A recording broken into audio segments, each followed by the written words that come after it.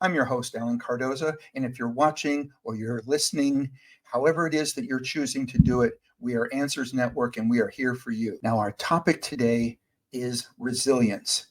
And I'm going to start with a story because I read a story about someone who was confused and frustrated that her child's experience at camp, with all the remarkable activities, gorgeous settings, and kind people, could indeed be so negative. Their child just wanted to go home. Well, this past summer, I heard many similar reports from parents. Many of their kids came home from camp early or seriously considered it. And they struggled with anxiety, relational difficulties, and other emotional issues. I checked in with the director of a popular summer camp, and she confirmed that at her camp and many other camps, more kids last summer left or talked about leaving than she'd seen in her decades as a camp director. When asked why she thought this was happening, she replied, one sentence: a lack of resilience. Well, research has shown that many children um, they wanted to leave because they felt too anxious, that they were annoyed, they felt excluded, they felt emotionally bullied, or some said they just felt sad, which I know that we used to call that homesick. But the children described an overall difficulty in getting along with cabin mates, navigating social situations, adjusting to other people's wants and needs, and figuring out things without their parents' help. Well, today we're speaking with therapist Sally Baker about her empowering new book, The Getting of Resilience from the Inside Out. Now, based on extensive experience and case studies from Sally's own therapeutic practice, this book provides gentle, perceptive insight along with tried and tested self help therapeutic tools, free additional online resources, and the guidance needed to take the reader through the stages of negativity to self empowerment. Now, Sally began her therapeutic training in physical therapies, working with women survivors of sexual abuse and domestic violence. She trained in EFT, which I'm going to ask her about in a little later on, and became an advanced level practitioner, followed by a clinical hypnotherapy certification and training in English modality, um, percussive suggestion techniques, and so much more. She was awarded the PSTEC Master Practitioner status in 2014. She is the co-author with Liz Hogan of 7 Simple Steps to Stop Emotional Eating and How to Feel Differently About Food. Her words are often featured in publications such as Grazia, GQ, The Independent, and The Telegram, and so many more. Sally, welcome to Answers Network. Thank you, Alan. That was quite a mouthful. Thank you. Well, um, for those that haven't listened before and don't know, my background is I'm an international detective, so research is my thing. So for everybody out there, Well done. That's great. That's what I came up with when I did the research, which is probably exactly why my producer wanted to get you on the show. Lovely. Thank you. So let's start with the simplest question of all. What exactly is resilience? It's not even a very simple question, and it's No, quite I was joking. I was joking when I said that. I know it's not simple at all. Resilience. I mean, people talk about it being bounce back, some bounce forward, some talk about it being an inner strength. I mean, for me, it feels like it's around self-esteem, self-worth, self-belief, and having the trust in yourself that you can have an impact in your own life. And that starts in childhood, in a really well-rounded childhood. Yeah. So all those kids that are unhappy at camp, I'm wondering what's happening in the 11 months of the year when they're not at camp. What's happening in the dynamic at home? Are they being tested? Are they being pushed? Are they being allowed to make mistakes? Are they being supported to, go out and broaden their horizons? Because if a child is helicopter parented at home, micromanaged at home, and then he's suddenly thrown into camp, it's going to be hugely challenging. Well, I think that's a great point, and it's one that I also believe in. Do you think that part of this could also be that we're now conducting this type of research, or the research that I was finding, some of which was other people's research, is coming right after COVID? COVID has had a tremendous effect on our young people, especially. And it's almost as if we're now, as a generation, being gaslit by all our Hmm. governments because no one's talking about it anymore. We have Yep. huge amounts of children refusing to go to school or only managing to go in half of the week because of heightened anxiety. Politicians here are saying that young people, the millennials, are using mental health, mental ill health as an excuse not to work, which I find completely unbelievable because every generation of young person has always pushed themselves to the front, to new frontiers, to leave home, to set themselves up, to establish themselves. And this generation has been really undermined by the pandemic and what we've all gone through. And we You haven't know, had the mental support to help people out. yeah, I was going to say it's interesting that the way in which the politicians have phrased that, Yeah. um, in the sense that, one of the things that we're supposed to be teaching our young people is to take responsibility, and yet you have politicians that are doing the exact opposite, and they're saying, nope, now this is the young people's fault. Well, let's take some responsibility about the situation you put them in. Let's punch down and not lift up. That's what seems to be happening. Hey, Politicians punching down and blaming people who are mentally unwell, hyper anxious, socially anxious, depressed. No one wants to be in that state. That's a really unhappy state to be in. yep. So it's very wrong. Yeah, and actually, I'm going to take that. I like that. Punching down versus raising up. Yeah, they should be elevating us. They should be giving the young people the support they need. And in Mhm. England, when everyone went back off, when the kids went back to schools after the pandemic, the government said give them more maths lessons. They need to catch up on their maths. But actually, they needed, room to explore what they've been through. They needed to tell Yeah. stories. They needed to write, to draw, to create, and to play. And none of that was given to them. So not good. Well, which again is why I think your book is so perfectly timed, in the sense, because one of the things that I liked as I was going through it was that, the book, again, for everybody out there, is called The Getting of Resilience. It teaches readers about how resilience affects various life situations, but it includes like relationships with families, learn strategies, breaking of cycles, connecting to our intuition, cultivating rituals, and so much more. Uh, so, can you give us an example of, um, you know, maybe some of the types of advice that is found in the family chapter, that is maybe some of your favorites? Okay, so looking at family structures, they're all wide and various, but dysfunctional families have very many things in common too. So children build resilience ideally in families where they're loved, honored, and adored, where they're heard, where they feel nurtured and loved. And it's possible, even in really high functioning families, not to be able to give that to their children because the parents might be doing something like putting huge expectations on the children to achieve academically or to achieve in sport or in music or whatever the niche is. And when that happens and the child fails, the parent shows their disapproval. And it's that disapproval to a growing child it can be really damning and can be really undermining.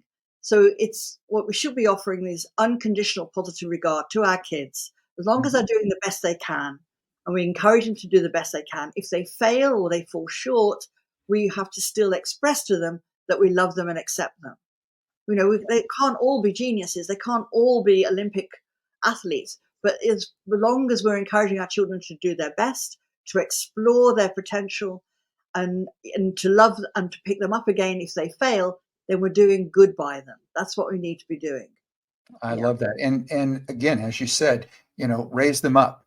You know, raise them up because no one else can like the parents can, and no yep. one can demolish a child like a parent can.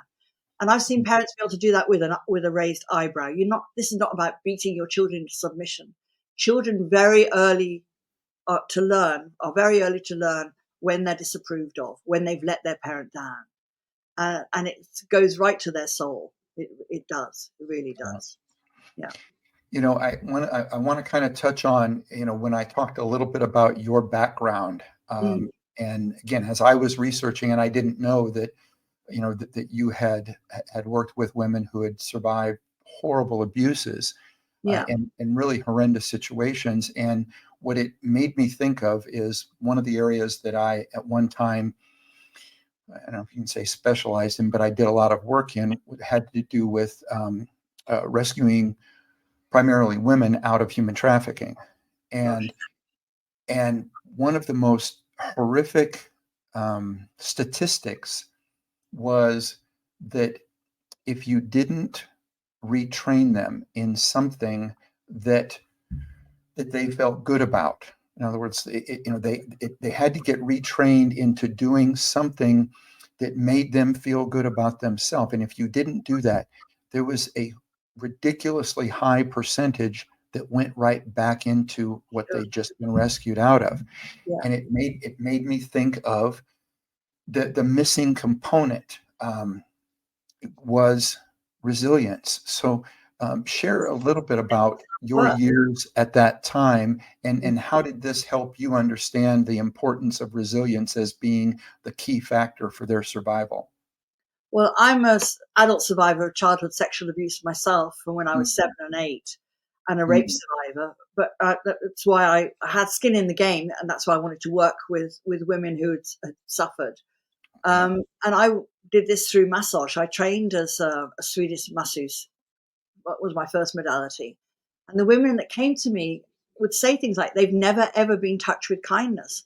So I Mm. was massaging women in their 50s and 60s who had just had a complete life of abuse and violence perpetrated against them. And then they would break down, understandably. And I felt that I couldn't, at those early stages of my career in this work, I wasn't able to hold a safe space for them other than to bear witness and to stay with them. So Right. that's why I learned my first modality, which was EFT, emotional freedom technique, which translates very well to physical work because it's this kind of tapping. It's an American modality, Yeah. and it's been around for about 35, 40 years now. So I would ask the women if it was okay if I could tap on them and we could just voice the feelings that they were feeling. And then all the sorrow would and their anguish would just come from them. And they'd have some, a release from that. We hold it in our body. We hold all those things in our body, everything that happens to us. So yeah. But it's interesting about women who've been trafficked returning to old ways because that's all they knew. Yeah. And I use a music box in my work. Hmm. And lots of people have had music boxes when they were kids. And I talk about how you get wound up. You get wound up, something happens to you, it already starts leaking the Yeah. noise. And when you get wound up, the music box gets wound up. It can only play one tune and it can only do one dance. And I say, what tune are you playing? What habits are you on repeat? And what's your dance look like? And then we do and she finds it hard to stop sometimes. Look, she's doing it now. So um, people on repeat pattern, people who get triggered up and go straight into repeating patterns of behavior. And a lot of my work is around noticing those patterns of behavior and then breaking them. But again, it's not enough to break. You have to replace with another action. And that's the part that I love, is the fact of taking it that next step. Because again, as I was, learning more about you and your book, and I was realizing that seemed to be one of the biggest components, and where maybe things had failed in some of the past situations that I'd been involved in, was that replacing. And again, I mean, replacing with love, replacing with, and again, I think resilience, replacing it with something that allows them um, to move forward. And I just think it's beautiful. Have a sense of purpose. People need a sense of purpose. So Hmm. they have to find something that will give them that, or they will think back. Yeah. Now, what have you seen that seems to be some of the biggest blocks to people acquiring resilience? So again, I always, as I'm thinking about this show, and I'm thinking that there's people out there, and in some cases, I'm thinking there's somebody who's really resonating with what it is we're talking about. And if you can mention some of the things that you found that were the biggest blocks, that by getting past that, they were able to get to where they needed to be. Yeah. What are some of those? So somebody out there, if we touch just one person and they go, that's what I'm doing, Okay. Well, then let's definitely try and do that. okay. So when I'm talking to my clients, I always tell them that no amount of therapy will stop bad things happening. But what Mm-hmm. is more critical are the judgments we make about ourselves, about the bad thing that's happened to us. And the Right. judgments that we make seem to be more enduring than the event that we've survived. You know? So Yeah. I talk about people having um, the sense of self-worth is determined, psychologists have worked out, by how Mm-hmm. you think and feel about yourself over the preceding 14 days. So if someone stops you in the street and said, oh, hi Alan, how you doing? And you go, well, I've had a bit of a tough time, or I'm having a great time, you're probably taking a snapshot of the last 2 weeks. You're Hmm. not going all the way back to your childhood. You're not going, all the way back through decades. You're just thinking a snapshot of the last 2 weeks. So I asked my clients to imagine that 2 weeks ago, I sent them through the mail this glass fishbowl, and it has a whole bunch of marbles in it. And the Right. marbles are gold marbles and they are blue marbles. So I asked them to think about every time they've had a life affirming thought about themselves, where they've treated themselves with kindness, where they've thought of themselves positively, they drop in a gold marble. And then every time they've made a negative judgment about themselves, every time they've said something self-deprecating, they've put Mm-hmm. themselves down, or they've been unkind to themselves, they drop in a blue marble. And then we get them to look at their bowl in their mind's eye, if I don't have the bowl in front of them, and to assess on 100 marbles what will be the percentage of gold marbles to blue marbles. And I've worked with a woman who was head of an international bank. She had 98% blue marbles and 2 gold. So it's Wow. not about wealth. It's not about how the Yeah. world sees you. It's really about how you see and judge yourself. So any idea, Alan, where you would be? You'd probably be pretty good, but Um, I work at that. yeah, So right. and I would like to think that I'm probably, more like a 60-40, 70-30 to the Okay. positive. 60-30, 70-40. There's still work to be done. if Yes. if someone is very high on the blue marbles, very high on negative thoughts, it doesn't take much from the world to tip you over into real depression and anxiety. So it's really important to counter, to firstly find out what the marble balance is, and then start working on it, actively working on it, to improve the gold marbles. And a lot of the blue marbles come from our childhood. The blue marbles often aren't even, the critical voice isn't even our voice, it's someone else's voice. So when I get them to think about the blue marbles, who is criticizing you? What idiom, what slang, what accent do they use? Who does it remind you of? And it's often a parent. It could be a father, it could be a mother, it could be a grandparent, or it could be a teacher. But Mhm. so identifying and learning that actually the negative voice that's inside your head isn't even your own voice, it's a voice that you've adopted to put yourself down, is the beginning of starting to separate yourself out from these unconscious, toxic drip into your mind, to be able to make some changes.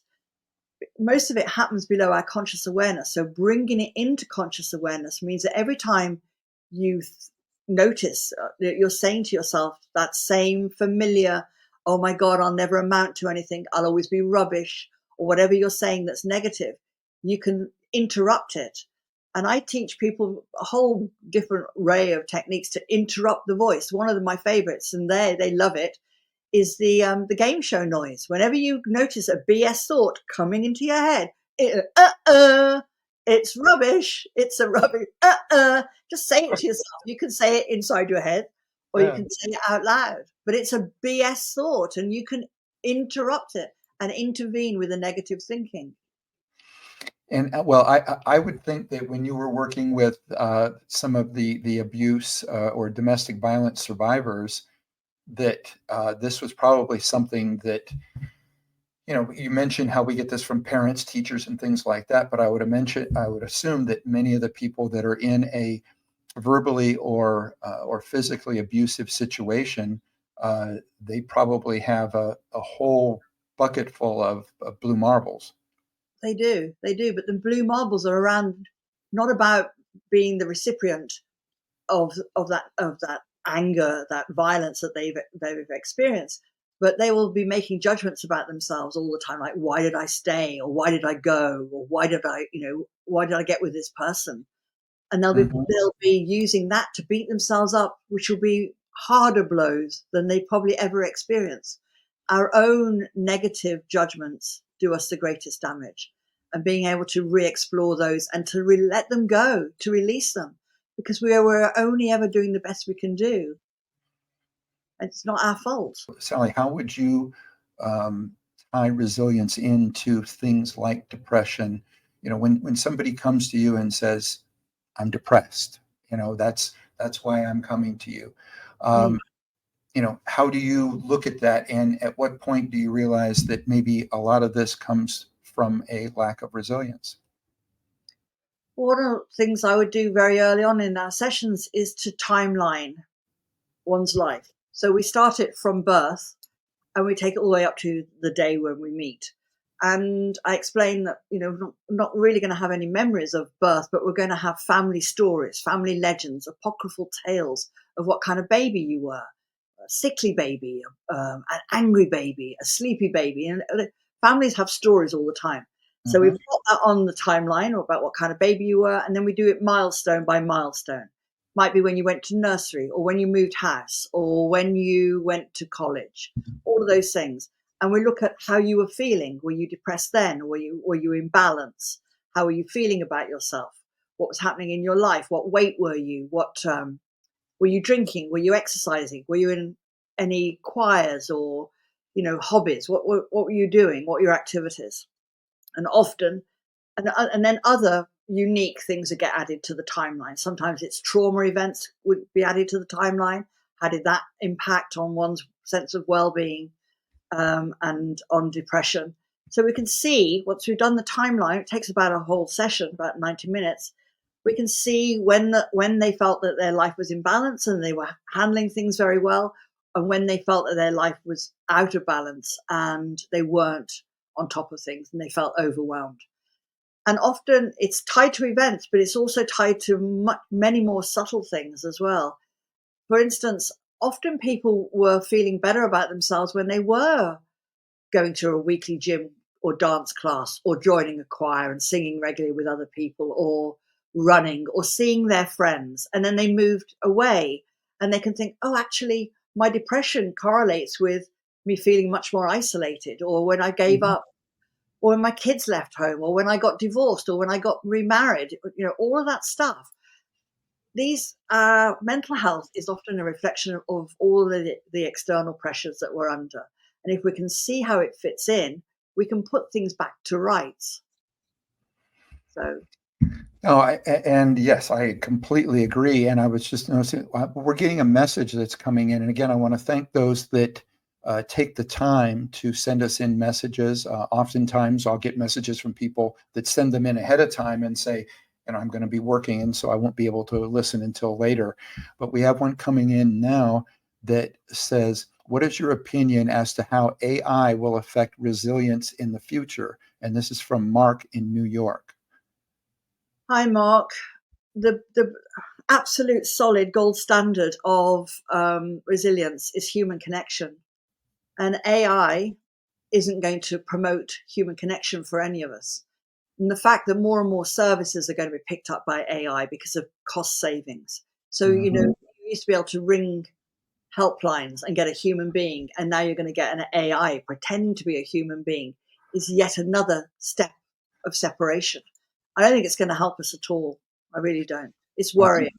it's so interesting that you chose an example of one of my more frustrating things is the concept of help, that when we're asking for help, it is something that you want a human being for. And I find Absolutely. myself, whatever it may be, but these lines where you call in and you're getting a recording um, and it's, well, what would you like this? And I pressed zero or whatever it was saying. And I go, they go, please say what you want. I go, human being.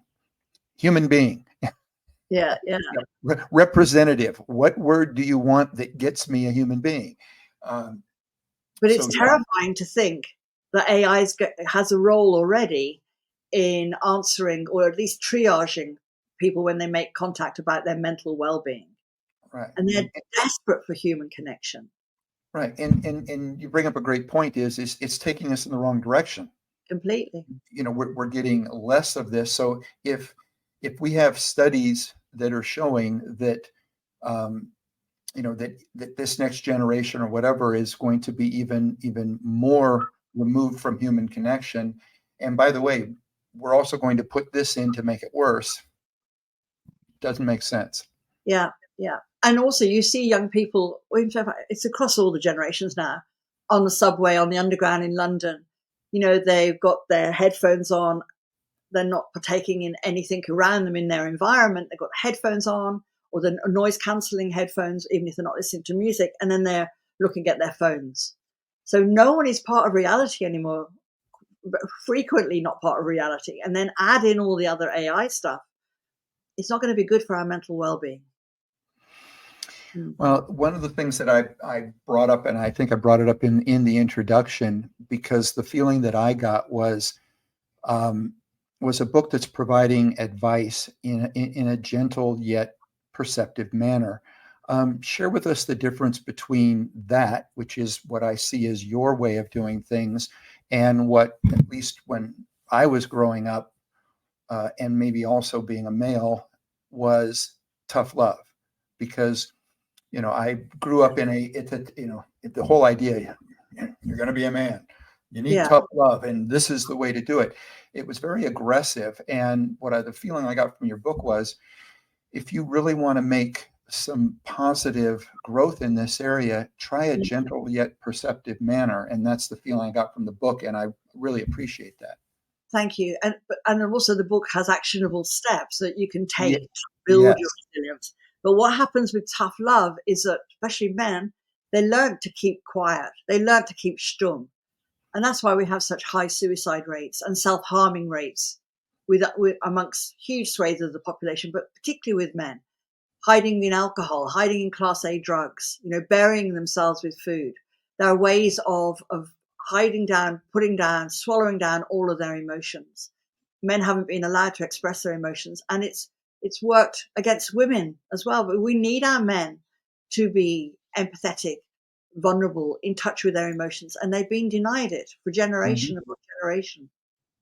It's harmed all of us. Yeah, I couldn't agree more. And one of the other things I had mentioned about, as far as, I felt that the book really addressed people of all ages. Um, but in most situations, at least my belief is that if you can catch them while you're young, teach them as young as possible.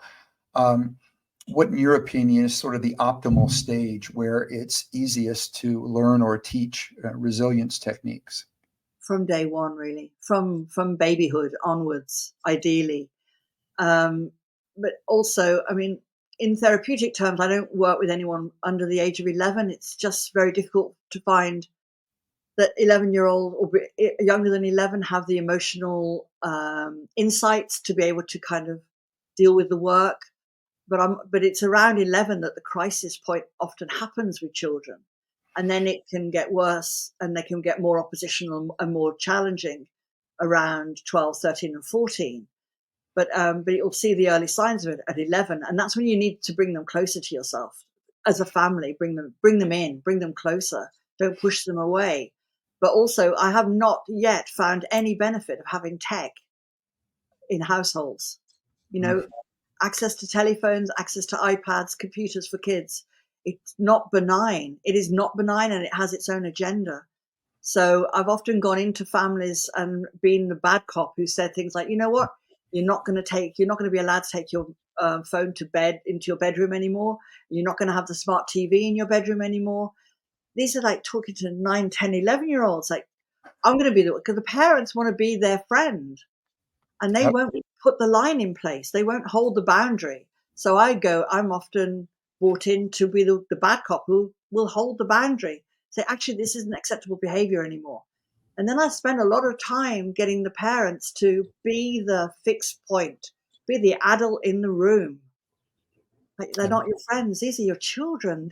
They're not your friend. They need you to be the adult in the room and to be the fixed point, not the vague, oh yeah, okay, you can have it, whatever. To be the fixed point that's saying no quite often. And it's unpopular, but that's what we need. I am synergizing with you so much, and I think I may have even shared this on the air, but in speaking with one parent some years ago, and as they were explaining to me all of the reasons why they couldn't do any of the things that either I or whoever they were seeing, whatever professionals that they were getting advice from, they were trying to justify all of the reasons why. And then at one point in time, and they said, but if they do that, they're not going to like me and everything else. And I said, stop. And they went, why? And I said, your child does not need a 45-year-old best friend. It needs a parent that knows how to parent. Yeah. And they were stunned because nobody had ever spoken to them like that. Yeah. Yeah. Absolutely. I completely agree with that. And when the parent becomes the fixed point and holds the boundaries, the kids relax because they're no longer under pressure. They haven't got people kids at school Snapchatting them at 11 o'clock at night because the phone isn't in their room anymore and they can't respond. So the children can relax, the children can sleep. They're under immense pressure all of the time from these external factors, and someone has to draw a safe boundary around them and say, actually, we're not going to play. We're not going to play. We're not going to put you through this. I'll take responsibility, and I'm saying no. Uh-huh. Yeah. Yeah, it actually reminds me of a story of something very similar that I did. We were providing like a behavioral consulting type of service for the parents. It was a situation in which the professionals involved thought that although the child should go to a specialized program, they also had abandonment issues. So they wanted them to be worked with, but still kept in the home. And one of the things that I had said was, okay, here's the rules as it relates to the computer. And like you said, it doesn't go with them in the room. It stays in a common area, and Yeah. it's used for homework or whatever, because now we have schools that are sending homework in by computer, so you can't tell them, well, you can't use the computer. They True. have to log into a site to be able to do it. So, but anyway, as I went through all of this, um, and when it was violated by the teenager, I just, I showed up at the house, and we had tracking in the sense that we knew exactly when people had logged on, and it had been logged on in the middle of the night, and actually had gone to a porn site. And so I showed up and asked the young person. I said, I've got this information here. Is this you? I said, well, yeah, but it's okay or whatever. And so I just unplugged it, picked it up, took it in my car, and the child was stunned, and it was a divorced family. So the mother was trying to stop me. And I said, this was the rule. You signed the agreement. I They know. signed the agreement. I'm taking this. And I got a call about 24 hours later from the father that said the mother bought him another computer. Wow. And so I went back, I took the computer, I handed it, I spoke to the father and I spoke to the mother, and I said, I'm letting you know, here's my final bill. We're done. And they went, well, no, you can't do that. And I said, there's nothing that I can do. I said, if you're going to continue to sabotage what it is we're trying to do, we're not doing anybody any good here. I said, all you're reinforcing to the child is that they don't have to do whatever it is that they say they're going to do because you're not going to follow through. And anyway, and we left. That was it. It's like, and I said, I go, there's plenty of people that want our help that are actually going to follow through. And Yeah. anyway, so my synergy with you when you were saying that was it brought back all of these thoughts. Yes. And also, if the child is too young to work with or not doesn't want to work with me or whatever, they don't have to. I get to meet them and they get to decide whether they think we can do productive work together and they're going to commit to it. Then I'll often work with the parents instead, because That's just if I can bring clarity to the parents and to help the parents become the fixed point and to have faith in their parenting and build their intuition, because often parents aren't intuitive either, and the kids definitely aren't. So build their intuition so that they know what they need to do for the best will of the child. Then that can be the benefits of that go intergenerationally then. So that's another way to approach it with families. Can't always work with the kids. yeah, and that makes perfect sense to me. And while we're on the subject of these influences, now we're talking kind of about the electronic influences. And when I did a little research, and I checked with the Pew Institute, which is one of the ones that I believe is not slanted by political issues. Um, anyway, a recent Pew Institute study showed that 64% of Americans believe that the media is affecting us in a negative way by focusing on negativity and divisiveness.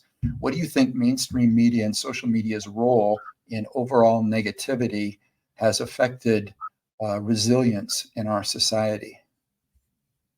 It's undermined resilience, and it's also, we just had it in England this week with Princess Catherine and the faked photograph.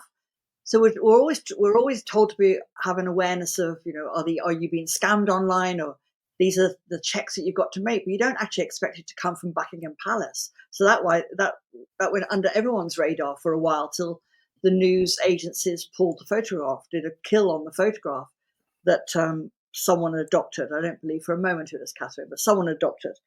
Um, Resilience needs reality based to work with. And when we're faced with fantasy all of the time, or scams, or lies, or treachery, so that it feels like shifting sand, it's really hard to get a firm foothold in what you trust and don't trust. So it's very limiting access to stuff online the kids don't need other than for school is a really good. Get them outdoors, get them making vitamin D, get them playing with their peers. Be there, keep them safe, and all the rest of it. We've had this helicopter parenting and this closeted couple of generations now where they've barely gone out, never been on public transport on their own, and it's making them really hyper anxious and not at all resilient. Yeah. I mentioned about Sally, your mission. What would you say is your mission in writing this book, and what are the most important points that you'd like people to learn from this? I think the takeaway that I want people to have and to understand is that if your childhood wasn't the ideal childhood that you would have wished for yourself, you can repair some of the things that you didn't have, that you weren't able to develop as an adult. And you're not stuck. You're not stuck with self-sabotaging behavior. You're not stuck with self-doubt. You're not stuck with um, having no working intuition. You can build and take actionable steps to change how you think and feel about yourself, and to start checking in with yourself and building incrementally self-belief and self-trust. And it's revolutionary. I mean, ideally, we would have all of these things in childhood, that we would face adulthood fully equipped. And I know those people are out there. They're not my client base. They don't come to me. Those people who had really great parenting, or had the very positive voice in their head because of their great parenting, They're out there living their lives, living it large and having a great time. They don't knock on my door. The people who knock on my door had narcissistic parents or absent parents through alcohol or drug use, not through working parents, but just through emotional absence as well, or helicopter parenting, or parents that really undermined their ability to stand on their own 2 feet. So all of those things can be repaired, and there are actionable steps that they can take to do that and make a difference for the rest of their lives. For those people that also kind of work in a similar industry or a similar capacity, um, how do you keep that from taking you down the rabbit hole? Because I think that there's a risk that when all we see in our work is, the times in which it's not working, how do you stay positive, and how do you keep your jar, your bowl, full of the gold marbles when most of what you see business wise are the people that are bringing you the ones that are full of blue marbles? Sure, sure. Well, like all therapists, I have supervision, but also within session, we laugh more than we cry. That's an absolute truth, because the work, once we've done the narrative, once we've done things like explore the timeline, I often work with metaphors. So people don't have to disclose horrible things that have happened to them unless they want to, unless they feel that it's part of their healing process. They can use a metaphor like the blue dress or the wet Wednesday, because people already know what's happened to them. They absolutely remember it in the finest of, most accurate of detail. So often retelling it, and some of the modalities out there where you have to retell your story in forensic levels of detail, can feel re-traumatizing. So the way I work is content free quite often. So they don't have to go back through their story unless they say, you know what, I've never told my story. I really wanted to have someone on the earth who knows exactly what happened to me. And then I'll be that person. They can tell me. The person that was the oldest that disclosed her sexual abuse for the first time in her life, she was 68. She kept it secret for 68 years. And she told her story, and I listened, and I bore witness to her story. But everyone's needs are different, and it's an organic, customized kind of program, like your work. It's to work with where people are at and to give them what they need. And often the techniques are taught. The idea isn't to tie them into a therapist. I'll teach them ways of thinking, to teach them ways of testing their thoughts so that they can stand independently, be their own ally. That's the thing. Well, Sally, first, I just want to thank you for all of the good work that you've done. You've been making a positive influence in the world. And I think what a lot of people need to realize is that, for someone like Sally, you're working in an office, and I think that you realize that you're making a positive difference one at a time. She's now taken the time to put a book out because I see it as someone who wants to make a positive difference on a much bigger scale. I think you're doing that. Sally, thank you so much. Thank you very much for having me. Thank you. And for anybody, if they want to get in touch with you, I know the book can be gotten at most anywhere, but what is the best way if somebody now, either they're listening, they have some questions, or they just want to get in touch with you, either for an appointment or maybe a better way to get the book? Yeah. So my website is called workingonthebody.com. So www.workingonthebody.com. And I'm there. All right. Yes. In fact, then the email is sally@workingonthebody.com. So I'm in London, but I work the world over. Yeah. yes. Yeah. And that's actually the beauty, but a lot of people don't realize the beauty of therapy today, is that, with Zoom, StreamYard that we're on right now, or any of these things. There's so many of them now that there's so many things we can do we can work with people anywhere in the world. And I think it's really opened things up in a very positive way for us. Yeah. Yeah. All right. Well, again, thank you so much. Thanks, Alan. So for everybody out there, be good human beings and be with us again next week on Answers Network.